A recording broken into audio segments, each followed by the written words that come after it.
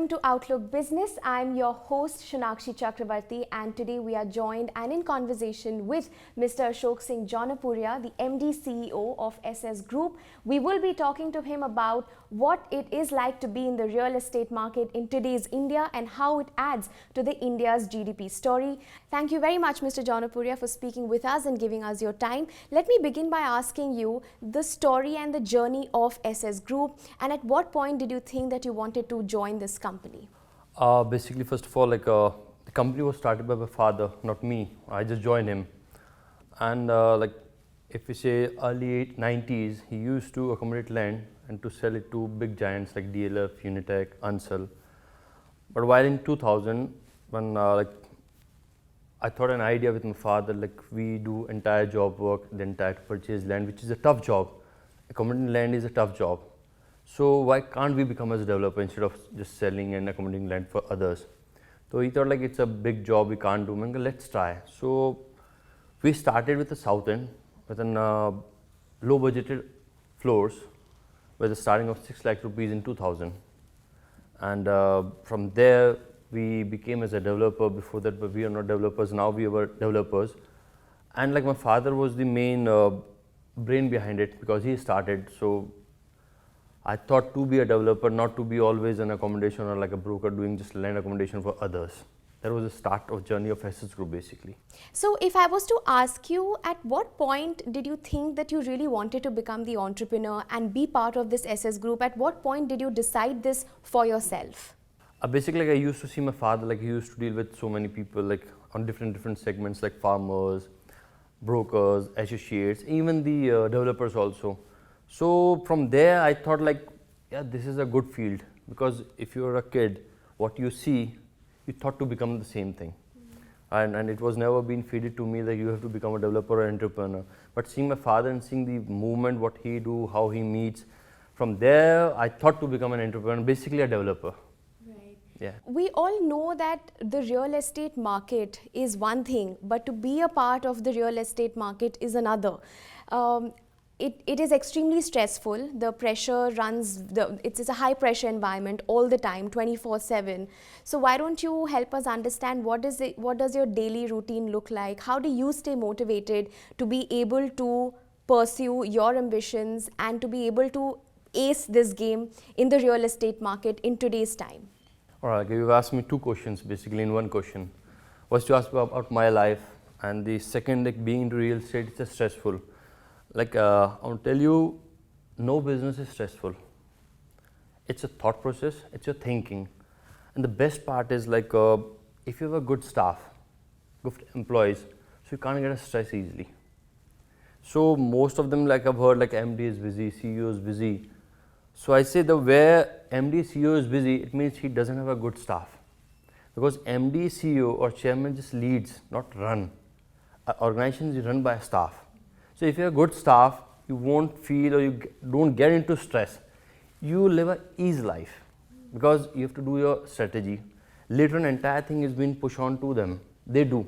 And if you've got a good staff, then the stress is not into real estate, it's into your daily life also. And my daily life is so easy because I have a good staff, a good company, and best part is my entire employees, they're family to me. They're from last 16 to 17 years with me. So I go my so easy way. I wake up at 3:30, 4 in the morning. I make my tea myself. That I got from my father, this hobby or say this way of life. Then go for a walk, feed dogs, street dogs, pigeons also. Then our yoga and our gym. Then I'm back to my home, get ready to my sites. Then I visit my site. I love to be on sites because basically a real estate backbone is your site. Because you are into a field where developer means developing a house or a residential or a commercial, anything and developing and giving to that. So if you don't know what is happening, how your customers are getting in problem, the customer gets problem in two ways. Either you're not giving a quality or it is not on time. For these things we have to visit our sites. So my hobby, you can say, a learning also, because my background is I'm a marketing guy, not an engineer or B.Tech, something like that. But I've learned what I have learned from father, to visit site, look at sites and just see the problem where the company is going down. Because never company goes from HO, from corporate office, it goes down from your sites, because real estate is based on sites only. I'm back to my head office, then by 6:15 I leave my office, go play with my kids, and by 9:30 I'm on my bed. That's my daily routine. That's interesting, which brings me to the question that SS Group, of course, is very popular in Gurugram, and Gurugram in itself has been one of the most earlier players in the real estate market. Now, what are some of the trends that you have seen over the years that have shaped Gurgaon's real estate? And if you can just share with us what it used to be earlier and what it has become now, if you can just take us through that change. Right, I can tell Gurugram from 2000 when I started as a business with my father, like not as an MD, CEO or AD, but an employee of a company, because I've worked in every sector of my company, like finance and everything. So in 2000 there were 3 to 4 developers in Gurugram which we can put on my fingers and name them. But later on the trend changes, they became 80, 90, because everybody think like developing, becoming a real estate and a developer is very easy job. They don't know it's not an easy job. It's a service industry. You have to give service to the customers, you have to give service to the public, to the infrastructure, everything. So from 2000 till 2022, I've seen so many trends, like 2 or 3 up and downs I've seen in Gurugram, where like so many developers vanished, so many new came, and Gurugram is always like a market where like it never give you loss. If you say like I've invested in Gurugram, no, because like Gurugram isn't near to your Delhi, it's a capital. Then it's on the neckline of the India NH8, from which start from J&K to ends to Kanyakumari. Then plus if you see in Gurugram, there are like 2 major hubs like Maruti Suzuki and Hero Honda. Now there are so many Honda also, there's so many came, but major was Maruti Suzuki and Honda, which basically Hero Honda, which make Gurugram. And now if you see, there is, I think maximum MNCs, what I have got, like more than 10,000 MNCs are in Gurugram. So there is a change always, like they do reshuffle. So a person who is coming, they need home, due to which Gurugram is always in demand, if it is residential or it's commercial. So Gurugram, like if I say as an investment also, Gurugram is the best opportunity to invest in the entire India. And just generally in terms of the real estate market in the country, especially in the national capital, where do you see the Dwarka Expressway in your opinion? Where does it stand in terms of price and demand in the real estate segment? How do you view its project? Not from today, even when the master plan was done. So I've seen the entire master plan, and our strategy is to do a job or to develop an area which have a future. Like if you take Extension Road or an SPR, because like if we leave our house, we see how many exit points are there. Fine. If we take an example of other, if there is a fire in a condominium or a tower, we see how many exit points are, because that's a saving thing. Same in today's rush hours, like so many traffic is on there, so many public is coming. So we see like if I want to move out from my house, how many exit points we do have. Like in Dwarka Road we have 4. One is an NH8, Dwarka Expressway, one is a multi-road which is connecting Manesar, and the 4th is Manesar. If you take here, it is only just either you go on Golf Course Road, which is touching to NH8, or you will come to Sona Road. That's it. Plus, this side has been exhausted completely. I think there is a limit to everything. वो कहते हैं ना अता हर चीज़ की होती है. So here the price has gone exhausted. You can't take an advantage that you are earning something. Even I'll say most of the people give like we have end users. Fine. If you have end user, even end user taking a house for their last to live there, but if there is an increment, if there is an increase, or if there is a beneficial in price, they feel happy. It doesn't mean I have to live in this house, so there's no appreciation, it doesn't look good. In new Dwarka Road or new Gurugram, we can say there's a huge scope of development, there's a huge scope of price increasement, there's a huge scope for better infrastructure. We all understand that inflation is a very important concern for the common man on a daily basis. We all understand that inflation is not just a problem in India, but globally it is a rising concern. So take us through, in your opinion, how do you see inflation playing out and its impact on the real estate market, especially for the common man, where he has to either buy a house or rent out a house, and what are the trends that has been impacted because of inflation in the country? Inflation, it's a big question, and we hype this one too much. Like I think in India, I think it's more than 300 crore population. If 10,000 people or 20,000 people are being sacked from their job, so it doesn't mean there's inflation. Like in every second, there is a new baby born.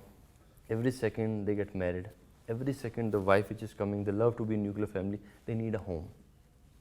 So it is a necessity, like we need food to live, we need clothes to wear, so it's need to have a house nowadays. If you see, there was a trend, people used to live in a joint family, now maximum is on nuclear families. So there's a huge demand of residential or commercial. So if you say inflation, I don't think so in Gurugram, ever Gurugram has hit an inflation. Never, I have never seen, because I'm into this from like 2000, it's all of 22 years. I've never seen a drop down in my sale. There's always demand. We can say like it is like where we are doing 100 numbers, it's 99. It's not like 100 to 40 or 130 it has come. So 100 to 99 is not an inflation. It's like we can say a weekend off. It's taking an off, like giving 10 to 20 amount come.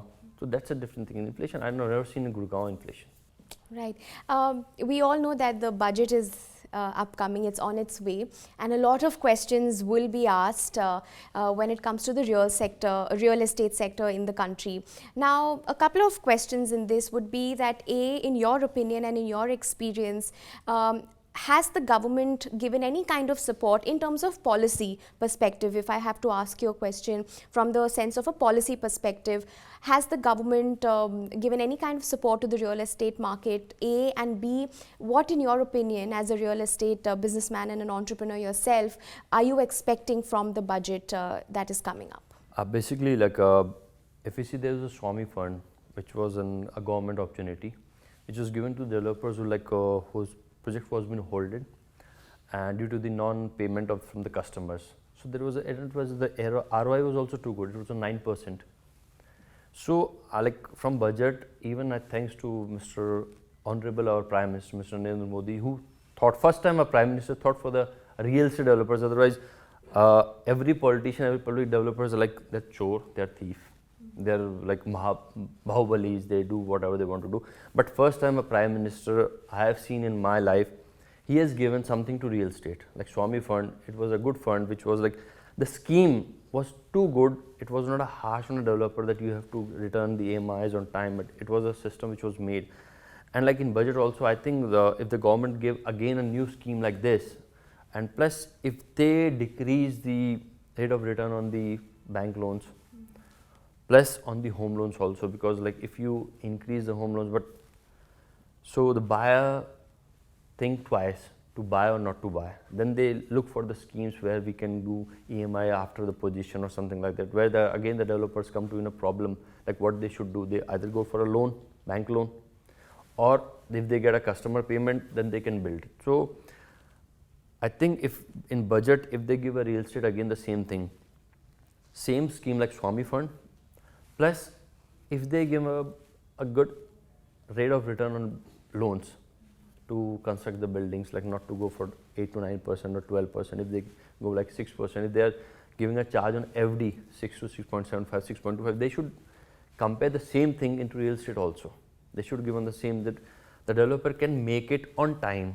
If they can make on time, they can give to the customers also. That's it.